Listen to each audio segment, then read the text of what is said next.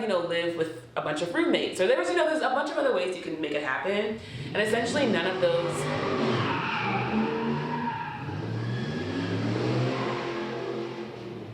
Hey y'all, it's Chimdi. So I'm here in Los Angeles in my apartment, and I am leaving Los Angeles, and I am sad about it, okay? This is not one of those, I'm leaving LA, the traffic is bad, the homeless people, everybody's fake. it's not one of those videos, all right? Yeah, those things are true, kind of, but LA is awesome, and I'm sad to be leaving. I almost wasn't gonna make a video about this, but I was like, girl, this is a big deal. It's a major change in your life. You gotta do it for yourself. And the people, they gonna be curious, girl, and you know you're gonna keep getting questions, and they have to keep saying I don't live there no more, and so you might as well just make a video about it. So yeah, I'm leaving LA. Why, you might ask? So there are a couple of reasons. As much as I do love LA, I made a decision 6 months ago. It was when I was living in my apartment, and if you've seen my apartment tour, you know, like, I decorated it, but there was more that could be done. And so I was thinking, Chimdi, are you ready to start truly investing in this space? And I was like, the kind of person I want to be, the identity that I hold, that I want to prove to myself is true. I recently read Atomic Habits, and I learned that habits are really about the identity, the story you tell yourself about who you are. Then every time you do something, you're either saying that version of you is true or isn't true.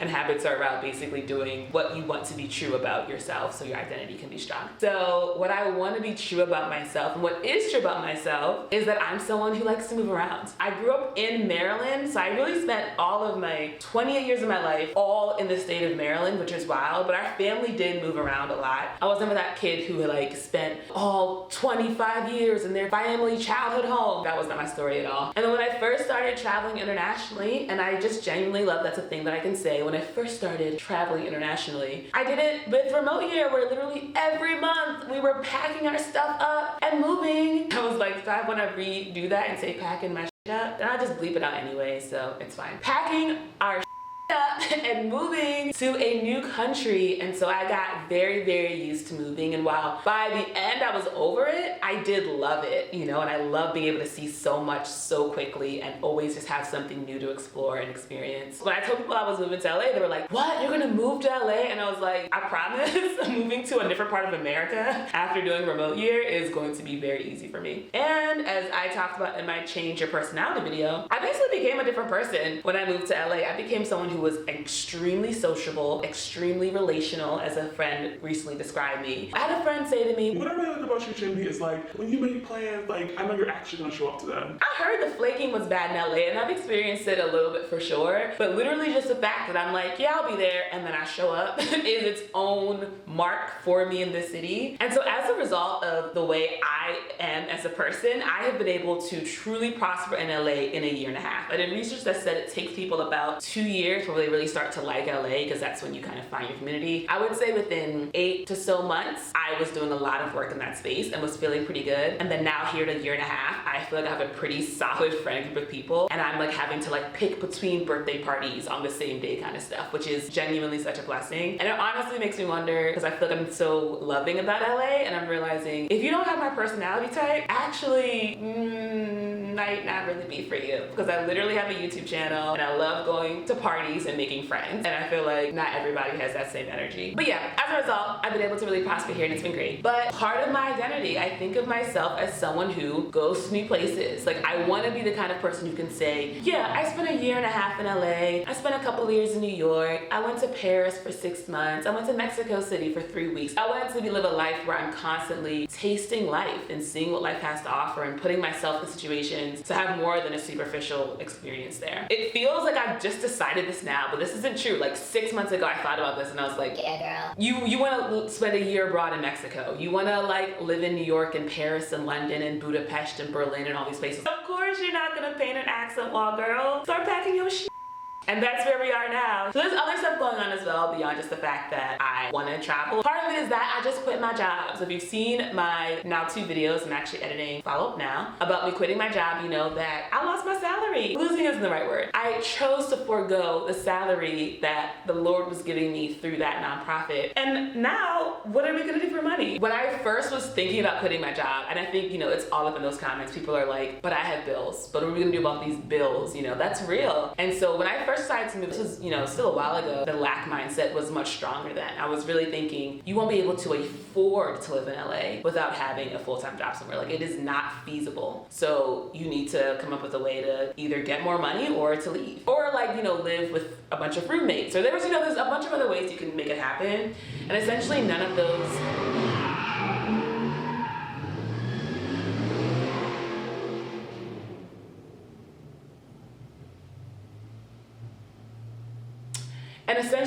those really appealed to me. I was kind of just like, all right, I'll go to Mexico, I'll live off my savings there where it's cheaper, and I do want to learn Spanish, and I do want to have this experience, so boom, it'll all work out. What God did for me, this is why I love God, one of many reasons, is God showed me, You know, girl, you can have anything you want in this life. Like, if you want to live in LA, you can live in LA. You have so many gifts and skills and talents. in this instance, it came in the form of me actually being flown out to do someone's hair for like $500 in Oakland. And my friend pointed out, like, girl, if you just did that 3 times a month, that would be your rent. And I was like, right. Like, there's nothing stopping me from living in LA if I wanted to. I feel like I've poured so much love into living here already in terms of building friendships and just really learning about the city. So there was a part of me that was like, oh, this work that you've done is somehow gonna be for naught, or it's gonna fade away if you leave. But I realized, like, 1, that's really more of a lack mindset. And 2, I can always come back. That's always like a huge one. It's not like LA is going anywhere. But more importantly, like, I just want to go places and see cool stuff. and so my first stop is gonna be 3 weeks in Mexico City. I originally was gonna move to Mexico long term. And then I'm on a spiritual journey, and my spiritual journey actually asked me to look inward and to really reflect on what my inner purpose is, which is the real purpose, given that the outer purpose, whether it's money or fame or being a media mogul, which is my current main outer purpose. Once you kind of get all of these different achievements, you realize that they're empty. The experience I had working at my full-time job, where I like got the apartment, got the title, got the salary, all that stuff, and realized like, oh, this is for nothing. That's not a new phenomenon that happens, and it happens in every area of our external life if we think that external stuff is going to bring us happiness and joy. It won't. It inherently cannot, because happiness and joy is fully an internal process, and our external world just reflects back at us the joy and happiness and peace that we just have in our own heart. And when you realize that's connected to God, and so it is an infinite amount of that joy and peace and happiness and being, you realize like, okay, wait, I don't have to chase anything in this external world.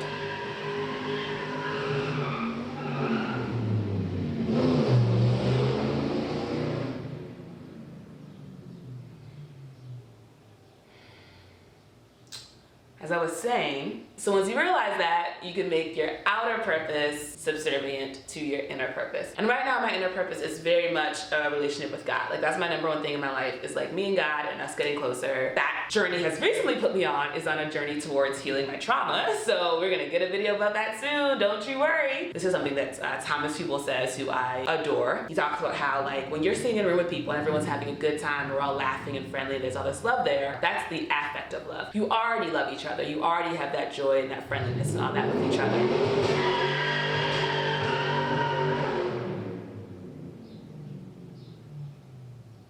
You already love each other. You already have that joy and happiness and friendliness with each other. It's the places where there's darkness. It's the places that aren't being addressed. It's the places that are frozen and cold, that are unconscious to you, that you're not trying to look at. That is where you need to go if you want to genuinely spread love. And since God is love, right? God is life. God is that emergent life that's always happening in every moment. If I genuinely am about getting more of love in my life, the way I have to do that is actually by addressing this trauma and all the other areas of my life and the world that are still living in darkness, right? I found an opportunity to do that in my own personal life, which is honestly just kind of spending more time with my family and just like kind of figuring out, based on everything I've learned about my trauma, how I can show up better as a sister, as a daughter, and show up from a place of just genuine love in my heart and my spirit. Yeah, when I moved away from Maryland, I was like, bye y'all, see y'all later, you know what I mean? Like, I'll see y'all on the holidays, it's cool, you know? And I feel like what I'm learning now is you're placed in your family for a reason. You are given your life circumstances for a reason. And the reason is for you to learn and to grow. And so I'm realizing there is a lot of learning and growth that's gonna come from me being home. So that's my plan, is to be home in Maryland for the summer. And then from there, who knows? I've also learned to really not make plans more than a month out, because anything could happen at any time. And so I'm holding all of this loosely. I'm holding all of it lightly. If you're thinking about moving to LA, I'm still a fan. Like, I'm still pro LA. Oh, and I can talk a bit about my neighborhood since I'm not gonna be here anymore. So I lived in Koreatown, which I've loved. It is super walkable, next to multiple grocery stores, multiple metro stations. I've been able to be here without a car. I feel like it's bittersweet, but part of me also knows that I'm choosing all of this, right? No one's forcing me to leave LA. No one's forcing me to go back home. No one's forcing me to travel. This stuff is on my spirit, and I've gotten better and better and better at listening to what my spirit is saying and actually just acting on it. Even if it seems a little scary, even if it seems a little bit crazy. Because ultimately, like if we just zoom out, I think that's the thing with fear. It makes you get this tunnel vision where you can only even see right here. You don't realize it's gonna be fine. But like in my own life, if I zoom out, it's like, girl, you smart,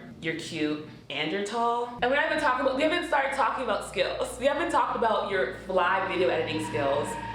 We haven't talked about your writing skills. We haven't talked about your patience, your ability to handle situations, such as this whole car situation happening in Koreatown right now. You are gonna be fine. Like if at any point you were like, I'm tired of being a creative, I wanna go back to being sad, then you can go on LinkedIn, update your like get another job. That's always there for you. And so that's what I'm realizing is that I'm like,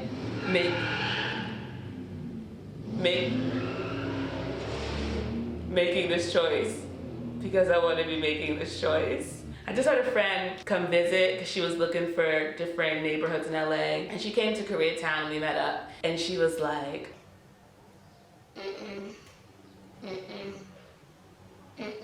and I get it.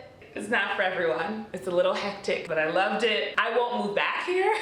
Like when I return to LA, I'm not gonna return here, but I have loved it for everything it's given me. I appreciate it with all my heart. It will always have my heart. Y'all, go ahead and give me a thumbs up if you enjoyed it, whatever this was. Subscribe to see more. Let me know in the comments, are you moving to LA? Are you leaving LA? Are you just loving my content and you support me? Y'all are my favorite ones.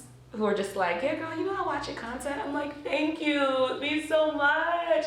Also y'all, if you made it this far, I have been getting seriously some of the most beautiful comments on my videos lately, and I just want to say thank you because it really means a lot. And I know I just hit 5,000 subscribers and I really am going to celebrate that too. Like, you know, like there's just like a lot going on in my life right now, which is why I haven't gotten to it, but just want to let you know, seriously, it means a lot. I had someone send me a DM on Instagram thanking me for one of the videos I made, and I was like I'm happy for you and I'm rooting for you, blah, blah, blah. And they were like, you actually responded. And I'm just like, who out here not responding to their messages, y'all? Come, like, especially on YouTube, like, y'all. I know maybe once you get to a certain level, it really becomes unmanageable, but like, the way YouTube works, y'all, is it only matters if there's an audience. That's the point of everything in this life. Like, all of this healing I'm doing internally is amazing. I'm not doing it for me, I am, but I'm doing it because the world needs me to heal. The world needs all of us to heal, because that is the point of being alive, is to help each other, it's to love each other. That's the whole point. So of course I won't respond to you if you message me. I'm like, wow, you deserve a response always and every time. I think y'all gonna bring this back to me when I get successful enough that I stop, you know, responding to every single message. Y'all gonna be like,